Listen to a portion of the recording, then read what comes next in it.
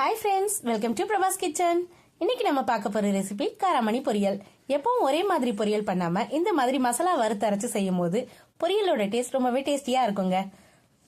வாங்க இப்ப எப்படி செய்யறதுன்னு பார்க்கலாம். ஃபர்ஸ்ட் ஒரு கடாயில 2 டேபிள் ஸ்பூன் அளவுக்கு வேர்க்கடலை எடுத்து வறுத்து வச்சுக்கோங்க.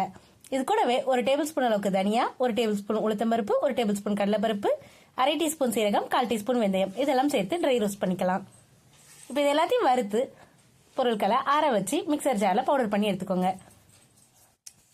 அதே கடாயில 1 டேபிள் ஸ்பூன் அளவுக்கு எண்ணெய் சேர்த்து கடுகு உளுத்தம் பருப்பு சேர்த்து தாளிச்சதும் 1 வெங்காயம் இதையும் சேர்த்து வதக்கி விட்டுக்கோங்க. இப்ப வெட்டி வச்சிருக்கிற காராமணியும் அது கூட சேர்த்து வதக்கி விட்டுக்கலாம்.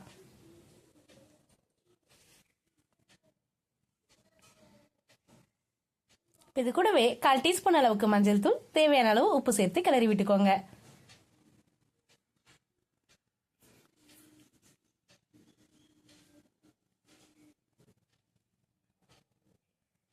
ஒரு 100 ml தண்ணீர் சேர்த்து மூடி போட்டு 5 நிமிஷத்துக்கு வேக விட்டு எடுத்துக்கலாம். இப்போ ஒரு 50% குக் ஆயிடுச்சு. இது கூடவே 1/2 டீஸ்பூன் அளவுக்கு மிளகாய் தூள் சேர்த்துக்கிறேன். அதையும் நல்லா மசாலா எல்லாம் ஒன்று போல சேர்ற மாதிரி கிளறி விட்டுக்கோங்க.